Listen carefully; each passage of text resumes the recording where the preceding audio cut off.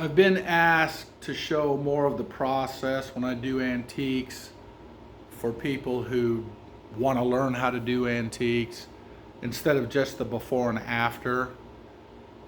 This particular job, there's a lot of extra work involved, so I don't know how much of that I'm going to be able to show, but I'm going to try. We'll start with the springs. This is one of the inside back springs, and as you can see, it's tied to itself. It's not attached to these other springs in any way. They're all separate, which is actually kind of cool. And then they would stitch this to the back of that sheet of burlap that I showed in an earlier video.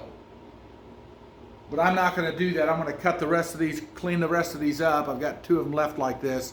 And then I'm going to I'm going to tie them all to themselves. And then I'll attach this just like I'm going to attach these deck springs to the deck webbing with a clinch it tool. And a clinch it tool has these little sharp clinches that you force down over the bottom of that spring into that webbing, pull on that lever, and it snaps it down in there and holds it to the webbing, and I'll usually put 3 of them on there. When I first started in the 80s, we didn't have a clinch it tool, so we would just use a needle and a thread, and you would try to put 3 ties per spring, go underneath it, force it, and tie the springs that way. And we would use, it's kind of a wax poly tufting twine. Once they're attached, then I'm going to I'll tie these across. I'll put a spring tie across there, and you'll see, I might show a little bit of the process of me doing that one. And we use what's called a regular polyester spring tie twine. And when I first started, we used a natural fiber, twine. And over time, those just rot. And so I love the poly because it doesn't rot, it'll last forever. Now when the factory ties those spring ties with poly, they don't knot everything, so stuff always moves around, and you'll open up a job and you'll see where the spring tie, the poly is worn out. It's because it's been moving and rubbing on stuff. Well, mine are tied, they're not going to move. Now another thing is they have a row of 4 springs in the front that's connected by a wire. And that wire comes up like this, and then there's nothing in these corners except they stuff it with cotton and horsehair to build up this corner when they put the seat fabric on top, the deck fabric.